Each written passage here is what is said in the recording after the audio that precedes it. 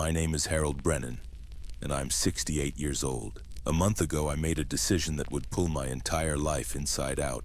I signed over my home, the house I built with my own hands back in Maple Ridge, Oregon, to my daughter Lily and her husband Victor. I thought I was honoring a promise. Instead, I was handing them a weapon. My late wife Marisol always said I trusted too easily. Even in her last days, she reached for my hand, her fingers still warm, and whispered, "Harold, take care of Lily. She's sensitive. She needs steady ground." I held on to those words like scripture.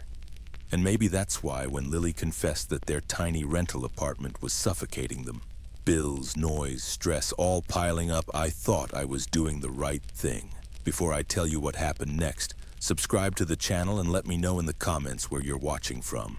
It helps more than you know. The night I signed the deed over, the house felt different, quieter. Like the walls themselves knew I'd made a mistake. Lily hugged me longer than usual, her breath hitching the way it used to when she was small and afraid of storms. But Victor's excitement didn't feel like gratitude. It felt like possession. He kept patting my back, squeezing my shoulder a little too tightly, saying things like, "You'll always have a place here, Harold. Your family. You're safe with us." Safe. That word stuck to my ribs like a splinter. We ate dinner together. My old pot roast recipe, the only thing I still make well. But even at the table, Victor's eyes weren't on me or Lily. They were scanning the house, my house, like he was mentally appraising what it could be sold for. A week later, they moved in with boxes stacked to the ceiling. Lily fluttered around rearranging furniture, humming nervously. Victor stalked through each room like a landlord doing inspections. I stayed out of their way, mostly in the guest room downstairs, the one with the small window that faced the yard. It wasn't much, but it was mine. For 3 weeks, things were tense but manageable. Victor was overly polite, overly cheerful, overly helpful in a way that was too polished to be real. Lily tried to keep peace, but I could see she was stretched thin, worn down. Then one morning, just after 6 a.m., I heard a soft knock on my door. Victor stood there smiling, wearing the same smile a dentist gives before a root canal. "Morning, Harold. Big news," he said. "We're converting your room. Lily needs a nursery on the main floor. Good lighting, good access." I blinked at him. "I thought the plan was upstairs," I said, voice thick with sleep. "Changed," he said brightly. "Come on. I'll show you your new space." He didn't wait for my answer. He just turned and walked toward the kitchen. Something in my gut told me not to follow, but I did. He opened the door leading into the garage. It smelled of old gasoline and cold concrete. My workbench was shoved against the far wall like junk. In the center of the floor sat a narrow cot, my cot, from the guest room. A single blanket was folded on top, thin, an insult pretending to be kindness. "You'll be comfortable here," Victor said, gesturing like a real estate agent showing off a luxury suite. "It's temporary, just until things settle." The word temporary hit me like a stone. People use that word when they mean the opposite. "Victor," I said quietly, "there's no insulation. It's freezing out here." He shrugged. "You grew up tougher than most, Harold. You'll adjust. And hey, private entrance." He pointed to the garage door like it was some grand feature. I stared at him, trying to read his eyes. There was no warmth there, not even annoyance. Only calculation. The same look he gave the house the night I signed the deed. Then Lily appeared behind him, wringing her hands. "Dad, please. It's just until we figure things out." But she didn't look at me. She looked away, like she was embarrassed or afraid. That was the moment I realized the truth. This wasn't temporary. This was placement. A quiet exile. I stepped into the garage, the cold sliding over my skin like a warning. Victor closed the door behind me, and I heard it, the unmistakable click of a lock. But that lock wasn't the worst thing Victor did. The real nightmare began the next time I tried to open that door. The first night in the garage felt like sleeping inside a refrigerator. The concrete drained heat from my bones faster than my thin blanket could hold it. I told myself it was temporary. I told myself Lily needed the space. I told myself Victor's smile was real. But lies, even the ones we tell ourselves, can only stretch so far. By morning, my back was screaming. My joints felt like rusted bolts. I shuffled toward the kitchen door, rubbing life back into my hands. Maybe Victor forgot to unlock it. Maybe Lily would open it with an apologetic smile. I twisted the knob. It didn't move. I tried again, harder. Still locked. I knocked softly. "Lily? Victor?" The door's stuck. Footsteps approached, then stopped. The door cracked open just an inch, just enough for Victor's face to appear. The expression he wore wasn't remotely apologetic. "Oh, hey, Harold," he said. "Yeah, we had to lock it." My stomach tightened. "Lock it? Why?" "For security." He said that word like it explained everything, as if keeping me locked out of my own home was a safety protocol. "You know," he continued, "Lily's pregnant. Hormones everywhere, house feels too open. We just want her to feel calm. You understand." I understood too well. He didn't want me in the house, not even to breathe the same air. "But Victor," I said quietly, "what about the bathroom?" He blinked slowly, the way a person does when pretending to consider an obvious question. "Oh, simple. You'll use the front door. Just walk around the house. Fresh air's good for you." He shut the door, and this time I heard the heavy metallic slide of the deadbolt. Something shifted inside me then. Something bitter and sharp. My home, the place I spent 31 years living with Marisol, was now a place I had to request access to. I stood there for a moment listening to the silence. Then I put on my coat, walked out the roll-up garage door, and circled to the front porch like a stranger approaching someone else's property. The doorbell echoed through the walls. My walls. I could hear the TV, muffled laughter, clinking dishes. They were home. They were comfortable. And they were pretending I didn't exist. I knocked harder. "Lily? It's Dad." Silence. Finally, after what felt like an eternity, the door swung open. Lily stood there with a forced smile, eyes red. "Oh, hey, Dad, you need something?" For a moment, I couldn't speak. Need something? I needed to not be treated like an inconvenience, but I swallowed it. "I need the bathroom," I said, quietly. Right, come in." She opened the door only halfway, as if I were a delivery guy she didn't trust. Inside, the warmth hit me like a memory. The cinnamon candle she always burned, the kettle whistling. It all felt like a home I was no longer part of. I washed my hands and stepped back out. Lily waited at the door, arms folded, already pushing me toward the exit. "That's all?" she asked. "Yes," I whispered. She nodded and closed the door behind me. No hug, no conversation, just dismissal. The next few days settled into a cruel routine. Cold meals delivered on paper plates, knocking on my own front door like a visitor. The garage door locked every night with an unsettling finality. And then came the moment everything snapped. It was a Tuesday morning, cloudy, quiet. I walked to the front door, shivering from the night air. I knocked. Nothing. I knocked again. Still nothing. I knew they were inside. I could hear Victor's laugh, the booming, arrogant laugh he used on video calls. But they wouldn't open the door. I stood there, freezing, waiting for someone who wasn't coming. By the time Lily finally opened the door, 10 minutes later, her face was irritated, not apologetic. "Dad, you can't just bang like that," she snapped.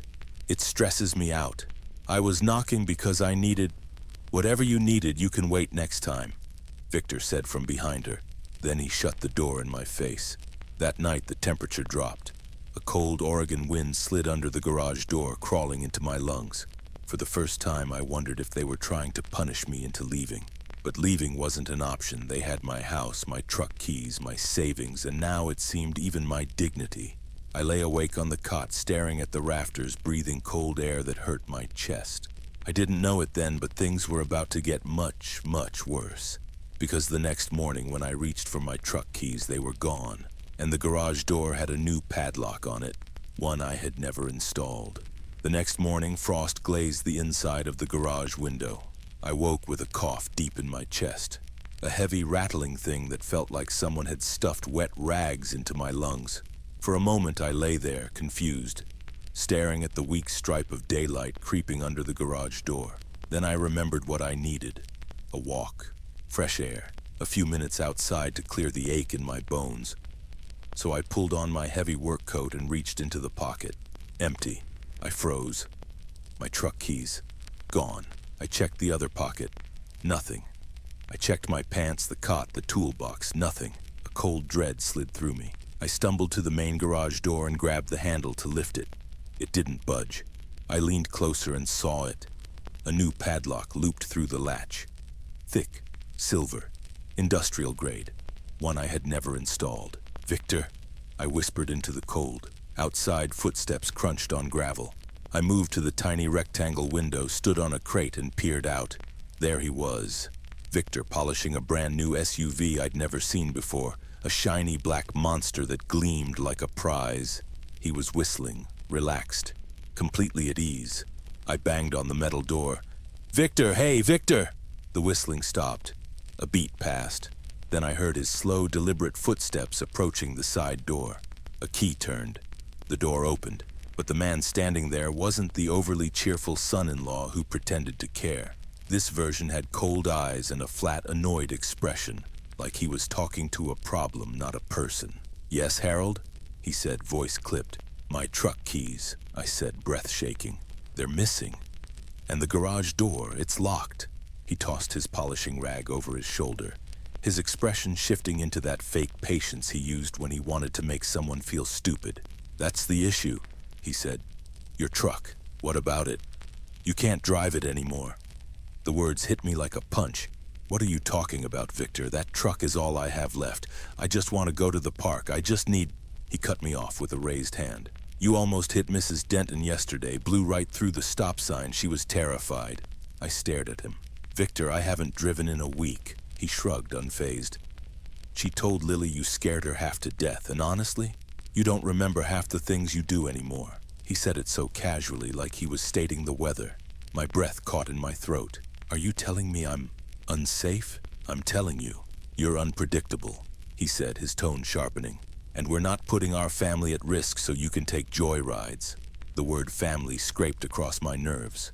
"This is my house," I said softly, voice cracking. "My property, my truck. I built this place, Victor." He rolled his eyes. "And now you've signed it over, meaning it's ours to protect." He stepped inside the garage, scanning the space like he owned every inch. "You wander, Harold. People your age get confused. It's not a crime, but it's dangerous," he said. "So from now on, you stay put." Stay put?" I stammered. "Yes," he said, as if it were the most reasonable thing in the world. "You have everything you need right here. Everything I need. The cot, the cold, the scraps of food on paper plates, the locked doors. A prison with my name on the deed." Something inside me cracked. Not loudly, not violently, just a quiet, terrible understanding. Victor didn't see me as family, not as a burden, not even as a man, just an obstacle. "Don't worry," he said with a thin smile. "We'll bring you meals. Just relax, relax." When he'd just taken the last piece of my freedom, he closed the side door and locked it. This time he didn't even pretend it was for security. I looked around the garage, my breath shaking in the cold air. My tools were pushed into a pile, my workbench buried, my life reduced to a cot and a blanket. I wasn't staying put. I couldn't. But I also knew something now, something terrible. Victor wasn't isolating me by accident. He was preparing me for something. And deep down, in a place I didn't want to face yet, I knew he wasn't done. Because the very next day, when I knocked on the front door for the bathroom, they didn't answer. Not for 5 minutes, not for 10. Not even when the rain started soaking me to the bone. The rain in Maple Ridge has a way of getting inside you, sliding under your clothes, soaking your socks, settling in your bones. That morning it felt like it was trying to carve its name into my spine. I woke shivering, my breath visible in the dim garage light. Another cold night. Another coughing fit so violent it left me dizzy. My throat burned. My chest felt like it was lined with sandpaper. But I had to go to the bathroom. There was no sink in the garage. Just the old utility basin near the washer where the water came out smelling like rust and dirt. So I stepped into the drizzle, coat pulled tight, and walked the long way around the house to the front door. My boots squished in the muddy flower beds, Marisol's flower beds. She used to plant tulips there every spring. Now they were wilted, trampled, forgotten. I knocked softly at first. No answer. I knocked again. Silence. Inside, I could hear the faint sound of the TV. Some morning show with canned laughter. I could picture Victor leaning back in my recliner, sipping coffee from the mug Lily painted for me when she was 7. I knocked harder. Still nothing. "Lily?" My voice cracked from the cold. "Victor, it's me. I need to come in." The rain picked up, turning into a steady sheet that slapped against my coat. Water dripped down my collar and soaked into my shirt. My hair flattened against my head. I knocked again, harder this time, desperation creeping in.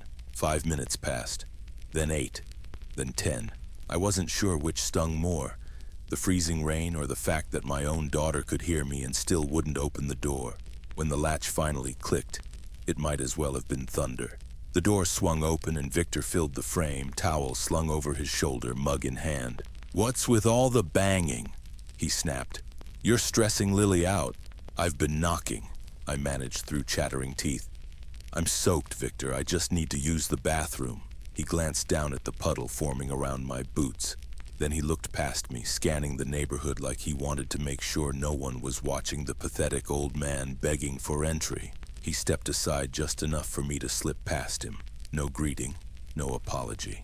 Inside, the warmth hit me so hard my eyes stung. I headed straight for the downstairs bathroom, washed my hands, and tried to warm my fingers under the faucet. When I came back out, Lily was standing in the hallway, arms wrapped around herself. She didn't look at me. She stared at the floor. "You can't just show up like that," she murmured. I was lying down. "Lily," I said softly. I had no other way to get inside. She flinched as if the truth hurt. Victor placed a hand on her shoulder. The gesture was meant to look comforting, but the way she stiffened told me it wasn't. "That's enough," he said in a low voice. "Dad's just confused, aren't you, Harold?" There was no kindness in his tone, just control. I didn't answer. I simply walked back to the front door, dripping onto the hardwood floor I had installed with Marisol. Behind me, Victor sighed loudly. "Great," he muttered. "Now we have to mop again." I stepped onto the porch and the door shut behind me. No goodbye. No see you later. Just the click of the lock. That night my cough got worse. The cold air felt sharp, cutting into me with every inhale. The garage door rattled in the wind, the sound as lonely as I felt. When the coughing fit hit at 2 a.m., I doubled over, grabbing my ribs.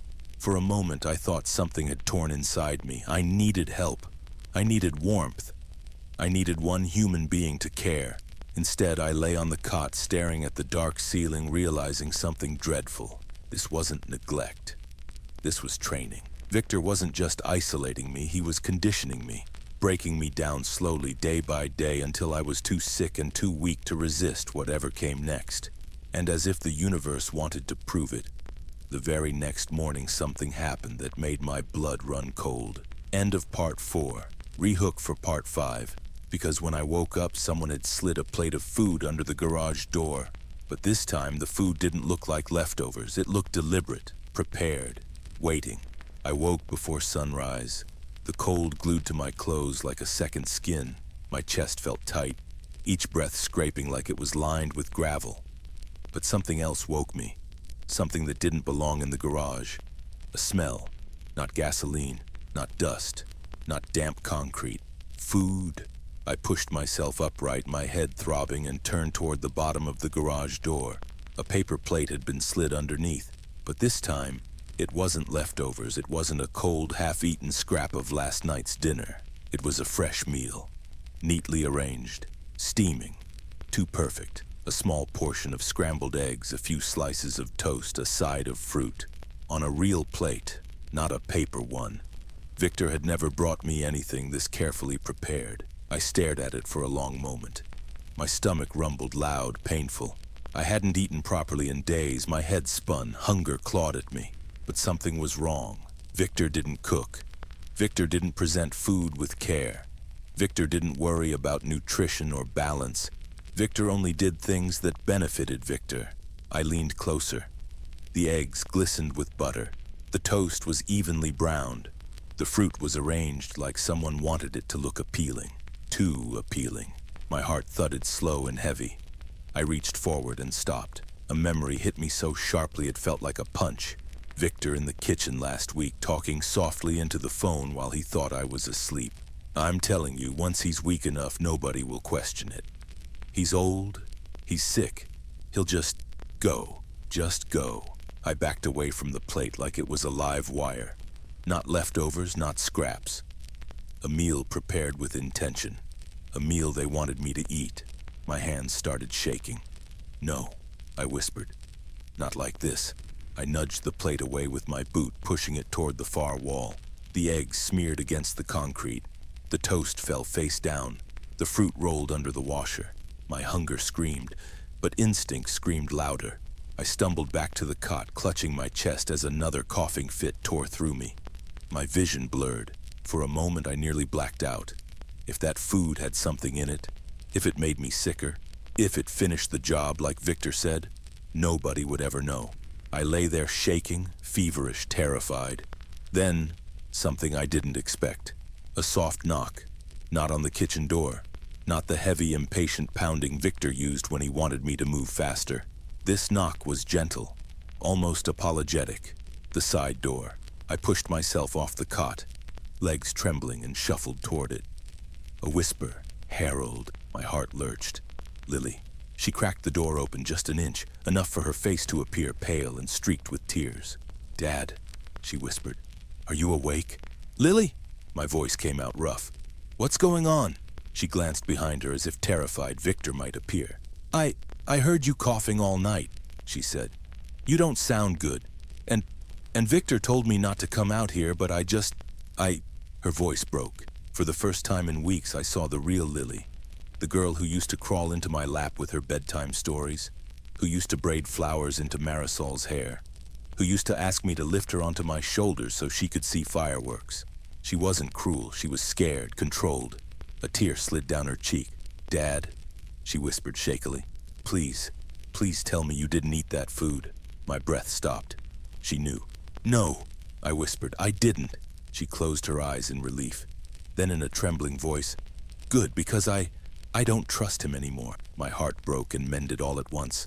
Lily, sweetheart, listen to me. But she cut me off, pressing something into my hand through the crack. A small bottle, sealed, label peeled off. This is from the cabinet, she whispered. I don't know if it's dangerous, but Victor keeps it hidden. Please, don't eat anything he gives you. The door clicked shut before I could respond. I stood there in the cold, holding the bottle, my hand shaking. Lily was scared, but not of me. She was scared of her husband. And now I had proof he was hiding things in this house. The bottle, the perfect plate of food, the secrecy. I sat back on my cot, coughing until my chest burned, staring at the bottle like it held the truth. My daughter was trying to warn me, but warning me of what? Because an hour later, while I was examining that bottle, someone else appeared at the garage window. Someone who wasn't supposed to know anything was wrong. I sat hunched over the bottle Lily had slipped through the crack of the door. It was small and amber-colored, the label torn off halfway, leaving only a few letters visible. Z-Pam. My stomach tightened. Whatever it was, Victor had no reason to keep it hidden from Lily unless it served a purpose. One that didn't involve keeping me healthy. I shook the bottle. 3 pills rattled inside. My mind raced. Why would Victor keep medication like this tucked away in a cabinet Lily didn't check? Why hide the label? Why the sudden perfect meal? None of the answers were good. I set the bottle down and pressed my palms against my eyes, trying to think through the fever fog. That's when I heard it. A tap, soft but deliberate, on the tiny garage window. I froze. Tap, tap. A slow, steady rhythm. Someone was out there. I climbed onto the crate, the wood creaking beneath me, and peered out through the dirt-smudged glass. At first, I didn't see anything. The morning fog made the backyard look like a watercolor painting. Blurred edges and muted colors. Tap. Then a face came into focus. Mrs. Danner, my neighbor from across the street. Short gray hair, thick glasses, an old red coat she'd worn for years. She was practically glued to her garden chair every afternoon, feeding birds and gossiping about the city council elections. But I had never seen her anywhere near my backyard. I pushed the window open an inch. Mrs. Danner, I whispered. She cupped her hands around her mouth. Harold, is that you? My heart thudded. Why was she here? What had she seen? Yes, I croaked. She stepped closer, her eyes narrowing as she scanned my face through the crack of the window. Oh, my Lord, she breathed. You look awful. I'm fine, I lied. Just a cold. A cold. She tightened her grip on her umbrella. Harold, I've heard you coughing for days, and I haven't seen you outside since Victor took your truck. I know something's wrong. My breath hitched. She knew about the truck. She'd noticed. Mrs. Danner, please keep your voice down. She leaned in even closer, her face shadowed with concern. "I was taking my trash out last night," she whispered, "and I saw Victor dragging something into the garage, a big lock and tools, and he was talking on the phone saying something like, she furrowed her brow trying to remember, something like, 'It'll be done soon.' The cold inside my chest intensified. "Did he see you?" I asked. She shook her head. "No, I hid behind my fence, my pulse hammered in my ears." She looked at me with the same expression a doctor gives before delivering bad news. "Harold, I don't think he's treating you right." And she hesitated. "And I don't think Lily knows how to stop him." I clenched the windowsill, trying to ground myself. "Can you help me?" I whispered. Her eyes softened. "That's why I came. Do you have a phone?" I glanced at the toolbox under the cot. The burner phone Lily didn't know about.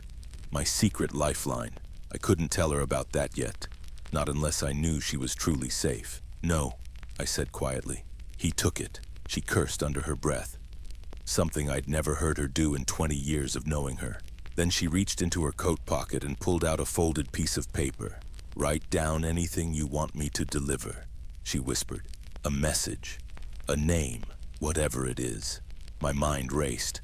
I could write Lily a message. I could tell her to meet me. I could tell her I was in danger.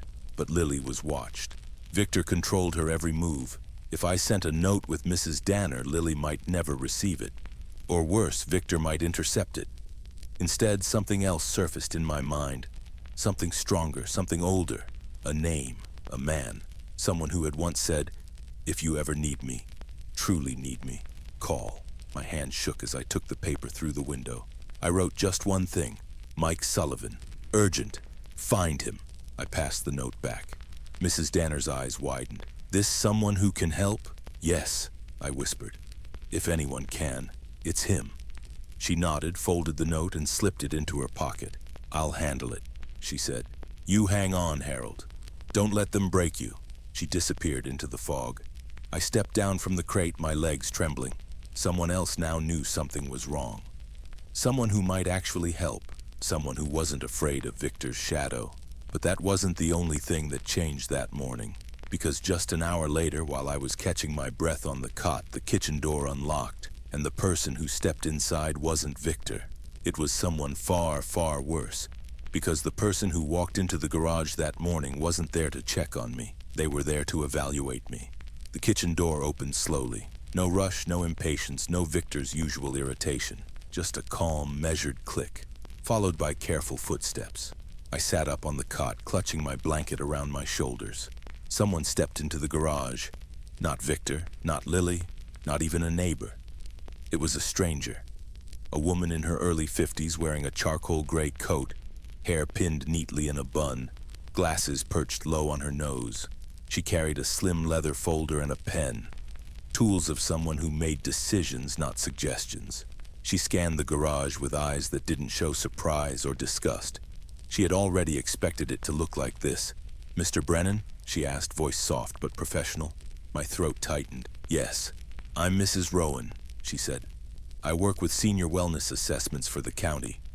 Your family requested an evaluation." Family. They weren't my family anymore. They were my captors. But I kept my face blank, the way Lily had pleaded with me to do with her eyes the day before. I forced a small smile. "Oh, an evaluation, you said?" She nodded, stepping fully inside. The situation was described as concerning. Cognitive decline, wandering behavior, disorientation, sudden mood changes. Each word struck like a hammer. This wasn't a check-in. This wasn't concern. This was pre-planned. A foundation being laid. I swallowed. I didn't request any of that. "No," she said gently. "Your daughter did." I stared at her. "Lily?" She sounded distressed, Mrs. Rowan said. "She mentioned you've been forgetting things, getting lost, endangering yourself." My stomach twisted. It wasn't Lily's voice she'd heard, it was Victor's. The woman approached my cot. "Mr. Brennan, may I ask, do you know what day it is?" My fever made my head pulse. My cough clawed at my chest. "Yes," I rasped. "Thursday. It's actually Saturday," she said softly, making a note. My heart dropped. I had no idea it was Saturday. She continued. A series of questions about memory, orientation, basic tasks. I fumbled some answers. Not because I didn't know them, but because my fever muddled everything. Because the cold had worn me thin. Because I hadn't slept more than an hour at a time in days. Mrs. Rowan observed every crack in my voice, every tremor in my hands. She wasn't unkind, but she was clinical, detached. Her job wasn't to feel. Her job was to evaluate. "Mr. Brennan," she said after several minutes, "has anyone explained why they believe this assessment is necessary?" No one had explained anything. They had just locked me away. "Victor said I wander," I said bitterly, "and he said the house needs to be protected from me." Her eyes flicked up. "Protected?" "Yes. Apparently I'm a security threat to my own home." A shadow crossed her face, not shock, but something like doubt. She glanced at the broken plate of untouched eggs on the floor, at the thin cot, at the padlock on the main garage door. Her pen hesitated. Then she knelt down a little closer. "Mr. Brennan, do you feel safe here?" The truth rose in my throat like a scream, but I swallowed it. Not yet, not without knowing who could be trusted. So I answered carefully. "I feel alone." She nodded, understanding more than my words. "Have you had consistent access to food and water?" "I'm not sure," I whispered. "I get what they bring." Her eyes drifted to the bottle Lily gave me. Her expression didn't change, but her grip tightened on her pen. Someone knocked on the kitchen door. Not a gentle knock, a sharp, impatient one. "Victor." Mrs. Rowan straightened instantly, smoothing her coat. "I'll speak with them now. We're not finished." She stepped back into the kitchen. I heard voices. At first, calm, then tense, then sharp. I heard my name, heard phrases like necessary process and immediate placement. Then Victor's voice rising, "He's not well enough to stay here, that's why we called you." My breath caught. Immediate placement. They weren't just trying to isolate me, they wanted to remove me entirely. A facility, a senior care home, somewhere I couldn't interfere with the house, or the money, or whatever plan Victor had brewing. Mrs. Rowan's voice lowered. "I'll need to verify some things first. I'll return tomorrow." Victor hissed something under his breath. Then the door slammed. I sat frozen. Tomorrow. Tomorrow she'd be back. Tomorrow she'd write her report. And if Victor managed to influence her before then, I'd be gone. Signed away the same way I signed the house. But just as panic began to crush me, something happened. A sound, a faint vibration beneath the cot. My heart jumped. I reached under the thin mattress and pulled it out. The burner phone, and its tiny screen was glowing. A new message, a single line. "We're ready. Midnight tonight, stay awake." My pulse thundered in my ears. Mike had found me. And tomorrow wouldn't be Victor's triumph. It might be his undoing. Because that night, long before midnight, I heard footsteps outside the garage.